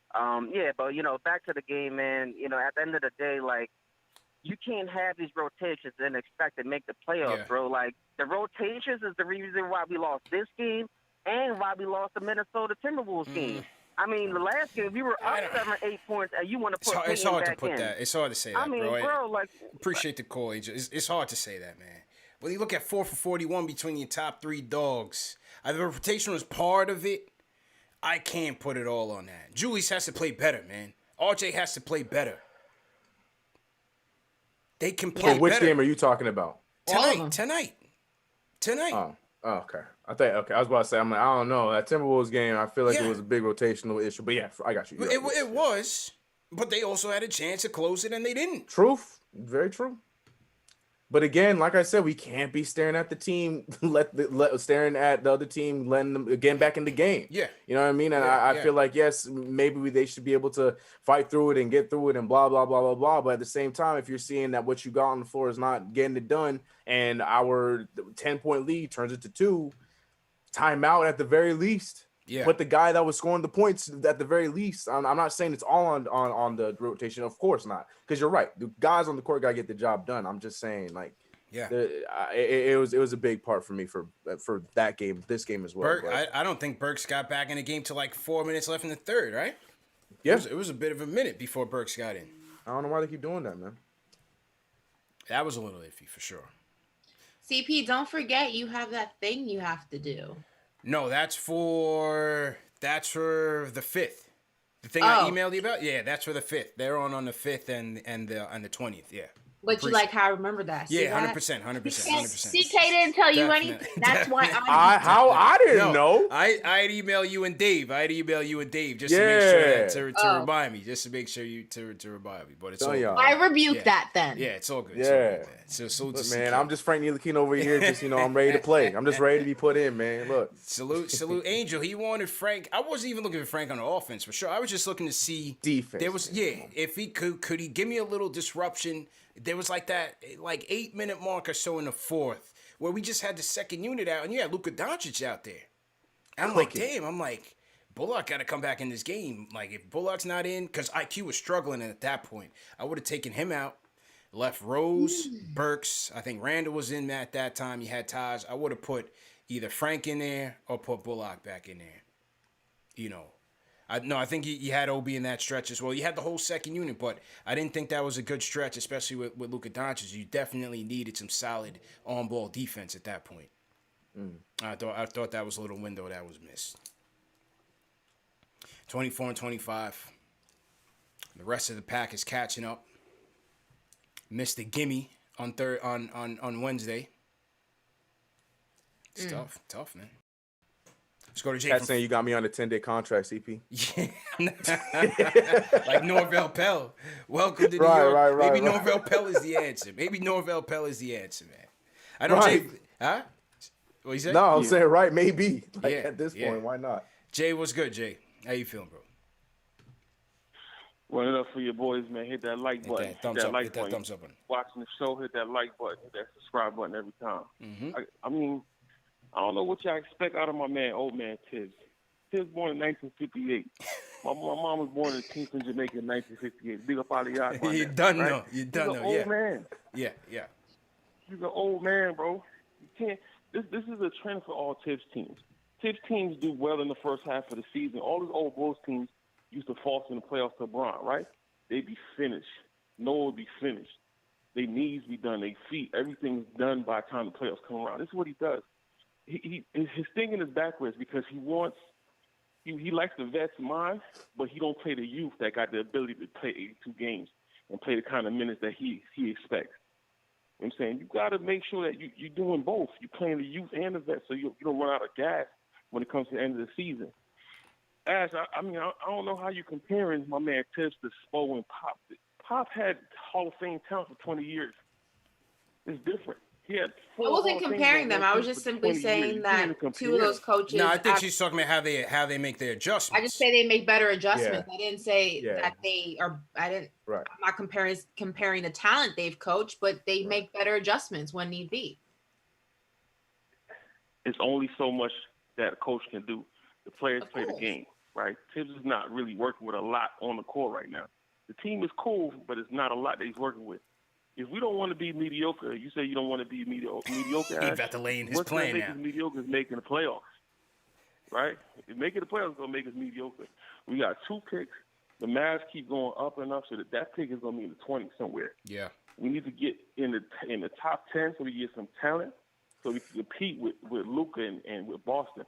We don't get washed this whole week. Boston ain't playing. Boston want to make the playoffs. Yeah. Brooklyn ain't playing. Harden want to win MVP, so that's 2 games. 90% sure we're going to lose. We might even lose to Detroit tomorrow. Then we go on the West Coast trip in a couple weeks. Like, it's going to get rough. Like, it's a reality check for this team. We got to come back. Shout out to my man Brock Aller. My man Brock Aller is not making any harsh moves. He's being smart. He's ignoring Tibbs. He's not trading picks. He's not taking on bad contracts. They loading up for something special. Yeah. As long as they don't get that's what they need to do. Soft players, I'm cool. Yeah, they need to load up and do something special in the summer because this team don't got it. We're not a talented team. If Alec Burks is your main one of your main offensive weapons, you don't have it. This is not something that we need to be moving forward with. Anyway, hit that like button for my boys. Ash, respect. I'm born. Jay from Florida, keeping it real. Hey, put a little bit of respect on my man Scott Perry. That's all I'm gonna say. Yeah. Put some respect on Ninja P. And CP the artist wanted to make moves. I didn't mind it. I did not mind it. I'm okay with winning and losing with what we have, because I just didn't feel like there was a game-changing move out there to be made. And like I said, I heard they wanted 2 first-round picks for Lonzo. We know the Bulls were after him as well. He didn't even go there. So, I don't know. I think teams didn't want to pay. I think the Pelicans held him out there for ransom. Yep. They want too much. Now they're Two going to lose him for updates. nothing. Yeah. In case anybody's wondering, in the women's tournament, Arizona just upset UConn and sent them home. Ooh, UConn. Whoa, word? It's going to be Arizona and Stanford in the championship. Arizona beats them 69-59. Damn. Whoa, 10 points? What happened shout to out to the Arizona Wildcats? What happened to the prodigy point guard? How did she do? I don't know her name. Who's a prodigy they keep talking about? I think she's a freshman for UConn. Ari McDonald? I guess. I don't know. I'm not sure her name. She had 15 points and led the Wildcat. Well, she had 15 in the first half. I don't know what her final numbers were. But yeah, Arizona took down the favorites, UConn. Arizona. That's a name you don't really hear in women's college. One time for the Wildcats. Yeah. And also shout out to Sutritha Lari birthday. So happy birthday. Happy birthday. Happy birthday. If you guys are new in the chat, leave us a hashtag new. We'll shout you guys out. Also, 30 cities in the chat, man. Let us know where you guys are checking in from. Definitely shout you out as well. A couple more super chats came in. They said it's Paige. Paige, okay. Oh, yeah, you was talking about Paige. Yeah. Okay. Who sent the super chat? Kaiser Associate 718 says, acquire Cade Cunningham by any means necessary. We want to change the fate of this team. Without true star talent, we will never reach contention. So he's on that Jay from Florida wave, and they're not wrong. Hoodies Vintage, my guy, Hoodies Vintage, always at MSG. The best dressed fan at MSG, no doubt about it. Boy, got a storage unit, garage, house full of Knicks gear, kicks, everything. So follow him on Instagram, Hoodies Vintage. Bad coaching, shooting. Leon has to step in. We're overrated and empowered Tibbs too much. His treatment of Obi is criminal. Confidence killer. Hashtag free Frank and Knox. King Matthews, tell him Ash and bring Jay Boogie on the phone right now. Yeah, Jay Boogie, as I said in the last show, just having some, we all go through our ebbs and flows in life, man. Our good times, our bad times. Just having a tough time right now, but he's all right. I've been in contact with him. He's in good spirits. So I'm sure as soon as he can, he'll definitely call back in. But definitely salute to Jay Boogie, salute to Angel's mom's speedy recovery on her hip surgery. We're thinking of you, Jay Boogie. Lift our people up. Like I said, we all go through our ups and downs. So Jay Boogie's, whenever he calls in, he first, acknowledges that, wishes everybody well before he gets into his rant. So we got to do the same and keep that same Everybody energy. Put hashtag Jay Boogie in the chat. Send him Jay love Boogie in in the case chat. he's watching. We're For thinking sure. of you, Jay Boogie, and we can't wait to hear from you soon. For sure. Some new people. Salute to Vincent Brown. Hashtag new Manpreet Singh. How you feeling, Manpreet? We got Brock Mandanick checking in from York, Pennsylvania. Salute to Brock. All right. Who else we got in here? Okay. That's the name is Paige Bukers. I thought Paige Bukers was in the chat. I was about to shout out Paige. I said her name's Paige Bukers. All right, no doubt. NYOG checking in from Philly. What's going on? How you feeling? We got Sayami checking in from Malaysia. Sayami's always in here. Frustrating night for sure. Yeah, definitely. Ash, we got Dave Lochner says hashtag new. Love Ashley. So we got a simp in the building. Okay. Who you want to shout out, Ash? Shout out to everybody putting hashtag Jay Boogie. I feel like he can feel all that positive energy. So I appreciate that. Shout out to Vincent Brown. He said new from Brooklyn, baby. Shout out to Eric DeGricci, New Yorker in Chi-Town. Nice. Shout out to all of my CashFanTV members. I love you guys. You guys make my day. And shout out to everyone in the chat. All 900 of you. Shout out to all the Lady Knicks fans in the building. Sure. I appreciate every single one of you. Of course, shout out to Chuck D as usual. All right, man. I'm always in here. Yeah. Never misses a show. CK, who you want to shout out, bro? Shout out to CK Crew. I see Kareem in the chat there. Junior, Jalen, Julius. Also shout out to everyone saying that she moved up from a 10-day to a 2-way. So shout out to the chat. so yeah, appreciate that. But yeah, man, same sentiments, man. Prayers up for Jay Boog as well as Angel's moms. Hope everything is successful. Nice recovery. and all of that. But yeah, you know what it is. Stay safe, everybody, and all the love in the chat after a loss that got everybody uptight. You know what I'm talking about? Love to see that. Love to see that. Couple more before we wrap. Let's go to Val from Jersey. Val, how you doing? Hi, man. How are you? Good. How you doing, Val? Long time. Good, man. I just had a quick thing. Just 2 quick points. One, obviously Frank Ntilikina is the best person to guard Luka Doncic. He held him to 3 points in the fourth quarter last year when we beat him twice. And Thibeodeau was our coach, so can't nobody say it's team strategy. And the second reason, I think Tibbs has to open up this lineup because I heard somebody say this earlier. This is the time of the year where his Bulls teams used to get injured and ankle injuries. I think RJ got a bad ankle. Somebody got like a bad neck or something. I think we got to open up this lineup because if something bad is going to happen, knock on wood. But thank you for taking my call, and everybody hit the like button. Salute, Val. Definitely Well, salute. way to put that out in the universe.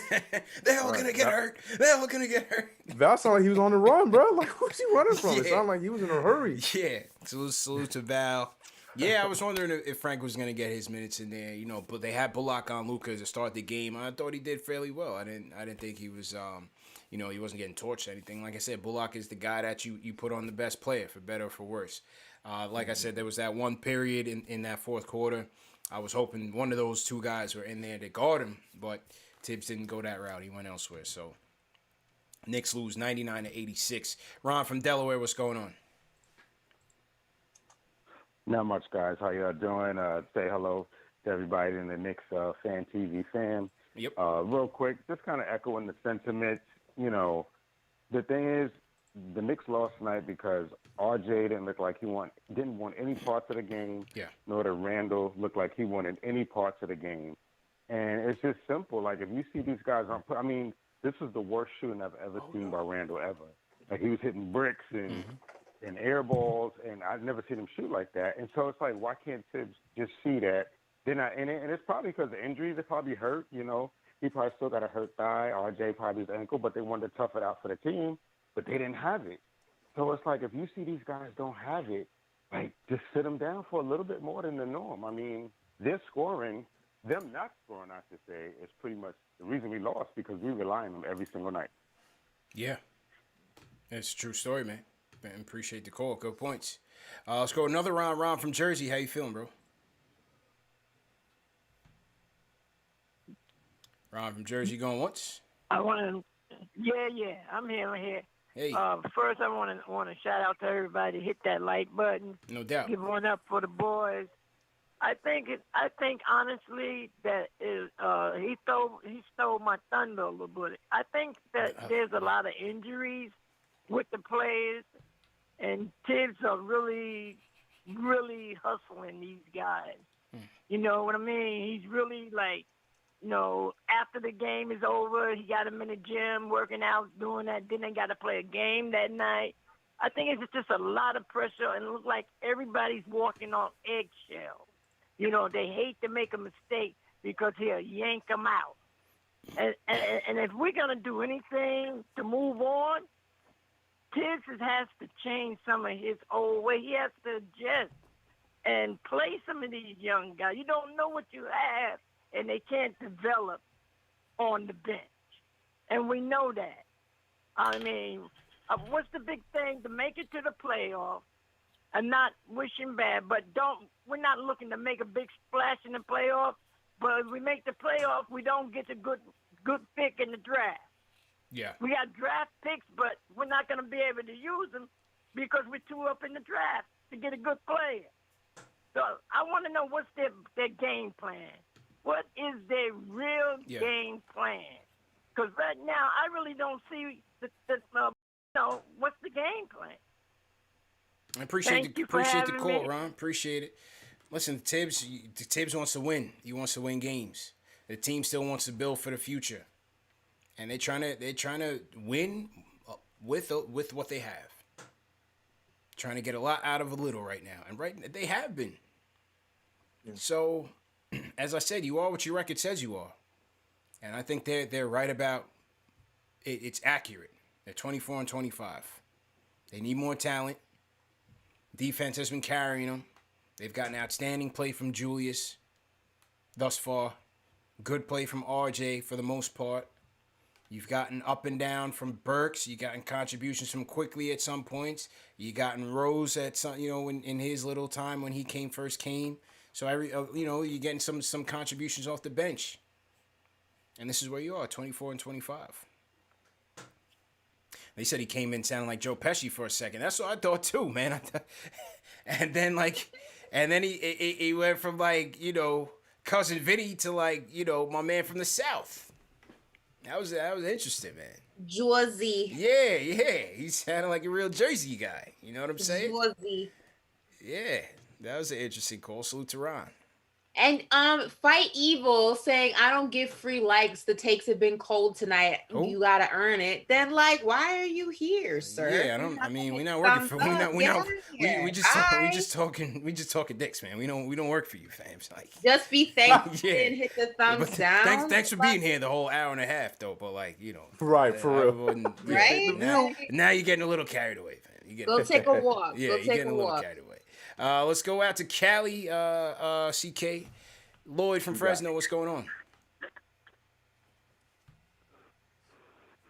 Yo, what up, CP? What up, CK? What How up, you doing, bro? Ash? First time caller, but I'm not going to be nervous, though. Yeah, man. Let's go. You from Fresno, man. Let's go, right. man. No, I'm not from Fresno, man. Okay. I'm from Brooklyn. Oh, all right. Even better. Let's go. How you doing, man? All right. Did he get nervous? All right. I mean, Dave checked back on him. I don't know. Maybe he did get nervous. I don't know what happened, man. I don't know what happened. JJ from Brooklyn, what's going on? You up next, bro. What happened? I thought Fresno was coming in hot. What's going on, bro? I'm chilling, man. First, man, prayers up to J Boogie and Mama Simp. Those things are way more important than any Nick win and Nick loss. So let's just keep things, in perspective. You know what I'm saying? So, definitely a rough loss, man. It just comes back to the point guard play. Every loss, really. Quickly, to me, the turning point in this game was Quickly. We were up 13 with 6 minutes in the first half. Mm-hmm. He comes up court with 19 seconds left. He chucks a horrible three. He had a tough stretch. They get out in the fast break. Finney-Smith hits a three. Cut it to 10. And right from there, that changed everything, man. Yeah. You can't afford these terrible possessions, and unfortunately, I love Quickly. Don't get me wrong, but he has a lot of just terrible possessions. Yeah. Well, they're catching up on IQ now. They're catching up on him. Remember in the beginning, in the first half of the season, he was getting them pump faking and he was drawing those fouls. The league is catching up on him. They're catching up on his, tentative. He does that hesitation dribble into the lane to kind of catch guys on his back to seal him off. They're blocking him. They're stripping him from behind. Brunson is a tough player too, man. And IQ was just not going to have his way with him, and they were putting pressure on him. So he had a tough game. Exactly. Yeah, and the floater game's kind of gone. Seems, they went to school on that as well. Those 15-foot floaters, I knew those were going to eventually start to, I knew he would start to struggle with those. You can't be taking floaters from the free throw line. I knew eventually those were going to start to miss, and he doesn't affect the game other ways. Obviously, he's not a passer. He's got no court vision. He's not really a defender. So until we get that franchise young point guard, like a natural point guard, when Derrick Rose is your most natural point guard, and that's a problem right there. Everything's a struggle in the half court. Everything's a struggle. Nothing's easy. There's no ball movement. When you watch Dallas, they have so much, their ball movement is really good. Yeah. For us, it's just ISO Randle or, quickly dribbles for 15 seconds. It's just, this is what it is. I'm not even going to lie. This is the first time that I actually looked at Tinkerbell this year. So, I'm still not rooting for him to lose, but I feel like it's coming. You hit that sim for the first time. You hit that sim for the first time. I hear you. I haven't gotten there yet. I haven't gotten there myself. Yeah, I haven't gotten there myself, man. But JJ, confessions, CK, confessions. He hit, I can't hear anything. What did he say? He hit it on the tankathon.com. So that was a site we used to be on religiously, especially last year when the Knicks were in the lottery. So they would have a simulator where you could see, simulate where they would pick in the draft and who they might get. So we used to be on that heavy after every loss, and it was a lot of losses last season. So This year I haven't been on it. I haven't been on it this year. Me either. Yeah. Actually, this year I have, but not to use that, but to use like they could show you the whole schedule. They show you where the picks are right now. Like the Knicks pick, right. the Dallas and pick. who's going into the draft, like for the mocks and stuff. Yeah. I'll be Facts. All right, last call of the night. We're gonna wrap it up with Ron from Delaware. Ron, how you doing, man? Ron going once. Ron either closing, man. Where are you, bro? Hey, this is Ron. Sorry, this is Ron from Delaware. How you doing, man? Delaware ain't heavy tonight. Yeah, no, good. Still on the line. Yeah, yeah, definitely. No, I was just basically saying, same thing as before, and also too, like it feels like their offense as a whole, like they just don't have it. I mean, Tibbs is kind of like the subject of the night, and there's no flow to the offense. There's no passing. And I see way too many open shots get passed up. Like, they're standing there wide open and they'd rather pass it, through a crowded space or whatever. And it all goes back to Thibeodeau. I mean, I don't think he's a bad coach. Don't get me wrong. And I think the Knicks just need like a couple more players. I mean, the point guard, yes, but that's a hot commodity in the NBA. I mean, you don't come by those pretty easily. So, everybody says, point guard, but what point guard's out there to be found except for, waiting to see what happens with Alonzo. He's like the only one, really. But other than that, I mean, it's, the Knicks, we still need players. We still need players. And also, too, again, tonight, RJ didn't want any parts of it. Randle didn't want any parts of it. And it was pretty obvious on their face that they didn't want to play really the way they normally do tonight. Yeah. Yeah, man. Appreciate the call, Ron. Appreciate it. We had a ton of Ron's call. And then a lot of people from Delaware. Delaware was in here heavy tonight. Heavy. Yeah. It's good stuff, though. All right. We got another one tomorrow. Hopefully they bounce back. This was a tough one, man. You had KP come through. You had Luka Doncic, MSG. You wanted to win. Yeah. Wanted it.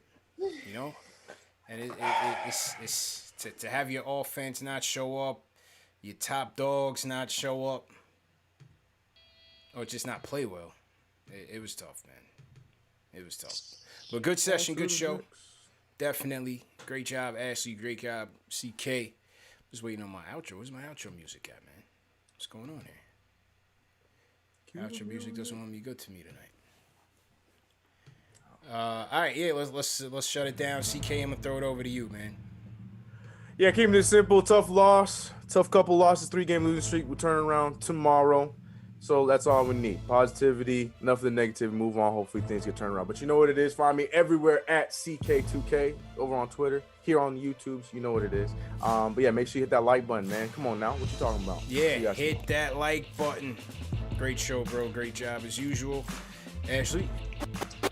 As usual, you guys can follow me on Instagram and Twitter at Ash Nicole Moss. Make sure you subscribe to my YouTube channel, All In with Ashley Nicole. Let's get this win tomorrow, guys. I will be on SNY tomorrow at 11, but after the show's over, I'm right here with you guys on KnicksFanTV, and hopefully we're talking about a win, because the Pistons, we should get a win on them. Yeah. All right, let's make sure we do that. We're not doing back-to-back losses, rather. We're getting the dub. All right, let's do this. Can't do 4 in a row, man. Cannot do 4 in a row. But salute to everybody in the chat once again. Hit that. Let's get those likes up. Hit that thumbs up on the Free Squad. CP, CK2K, Ashley Moss. #1 show for the fans by the fans. Remember, these shows are presented by Manscaped. Get 20% off plus free shipping using promo code Knicks. No testimonials. Remember that. Manscaped.com. Promo code Knicks. 20% off free shipping. These shows are also available in audio podcast format. Spotify, Apple Podcasts, all the major ones, so you don't miss it. So definitely tune in. And who's this Nets fan in here? Oh, we got a Nets fan trolling? There's a Nets fan in here just completely spamming the chat right now. Well, they're running up the algorithm, so it helps us anyway. So keep it up. All good. People asking about the Obi shirt. So salute my guy Elliot Gerard. Elliot Gerard was on the show previously. Excellent graphic designer. They're selling the Obi shirts on heartlent.com/store. Heartlent.com/store. I'm gonna throw it in the chat. Go ahead and cop, man. Every week they are refunding one lucky Knicks fan for their purchase. So one of you can get Oh. one for free. And they also, if you guys seen those Thibeodeau t-shirts that says, I'm not happy unless I'm miserable. I think you've seen them. Alan Hahn and all them got those. Yeah, I got that one too. Salute Elliot Gerard and everybody over there at theheartland.com. So make sure you go out there and cop the Obi got robbed tee. My guy Obi came on the scene tonight. Yeah, I was happy to hear from Obi tonight, man. Obi, a confident Obi. I was happy to see him get it going. Let me salute some of the super chats before we sign out. Salute to everybody in the chat once again. Some more super chats. Michael Parker, number one fan of the show, he says, salute Knicks Nation, tough loss. We have to learn how to close out games, and the rotation is still an issue. Tiger Style, Rose is a bonehead because he had to close. He had close to a year to pick a playmaker this team badly needed in Halliburton, but instead went with Penguin, the CAA client. All right, so just as I was hyping up Obi, there's someone sent the super chat to just throw a little rain on my parade. All right, not feeling Obi. Okay, no doubt. Nevi Parker says trade Randle. IQ knocks 2 first-round picks for Towns. Keep Mitchell at center for defense. Trade RJ, Obi, Frank, and 2 firsts for Zach. All right, so you wanted the Timberwolves back. Okay, all right. Right. King Matthews, Angel is back at it once again. Steve Verner says that caller is Shaky Simpson because he's nervous and Euro stepping. And Angel is Dr. Simp because he's always checking in on Ash health. So hello, Steve Verner, bro. Euro De Niro says, yo, people, hit that thumbs up. Howie over 1,000 in the chat and don't match the thumbs. Run it up. Hit that thumbs up button for your squad. Paul Robinson, this is the same man that benched the man after scoring 25 and a half with no missed shots. King Matthews, quit bringing up this Cajun Suggs bullcrap. Talk doesn't do anything. Like I said, Leon Rose better say something to Tibbs this instant. And the rhyme animal Chuck D says, Lonzo looking more like Gary Payton by the quarter. By season end, he's going to be Magic with an Otto Porter bag. How'd he do tonight? Did Lonzo do anything crazy He has tonight? none of them played, man. Okay. B.I.'s out, Zion's out, and Lonzo's out. Got you. 2 games. Got you. And there's no favors. Yeah. Let me just check real quick if there's any more super chats I forgot. Salute to everybody in the chat, though. If I can pull up my screen. Lagging heavy tonight, man. I need to upgrade my system, man. Thing lagging. CK, your light went out.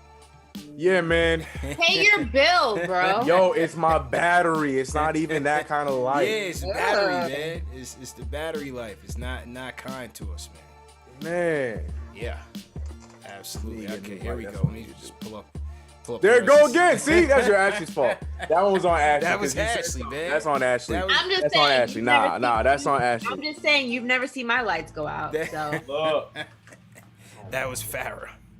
All right, here we go. Oh my God. I'm just saying. All right, let me see. Make sure I didn't miss any super chats, man. Salute to everybody who tuned in tonight and donated. Make sure I got everything. Salute to all the mods. Always in here. TM, appreciate it. Dave, appreciate it. Above the rim. John Talento, appreciate it. Okay, we got all that. Okay, looks like Blood of the Panda says, not everybody did bad. Give Obi his flowers despite Tibbs taking him out. Bad loss because bad coaching and no energy. Hashtag free Obi. Hashtag Obi Avengers. Hashtag light skin legend. Eric L. Booker says the Knicks are starting to run out of gas right now. They need to get it together, especially Tibbs. Cut it out with your planned rotations. Paul Robinson, starters had no chemistry on offense all year. Tibbs better respect offense or he will see his beloved defense suffer, and that's a promise. Chuck D. the Rhyme Animal says Taj looking the most energetic by far. Our runs have him in the middle of it or past pack of games Brunson showed that we don't have. Stephen Guillaume says this loss sucks. What you drinking tonight? Whiskey, man. Whiskey. Still haven't found our drink sponsor yet, so I can't say the name, but it is delicious, and I'm going to have some more after this. Paul Robinson says, CP, we don't have to be this bad. Just bench Payton. Chris Hammons, appreciate it. Vincent V. Brown, do they not read Super Chats at all? Yes, we do, Vincent. Vincent also says, what's up? Tough loss. Would you take what? Yeah, I got it. Okay, so appreciate everybody for the super chats. I hope I didn't miss it. If I did, just shoot me an email or something. But definitely appreciate everybody for donating. See y'all tomorrow, man. Knicks versus Pistons. We out of here. Peace.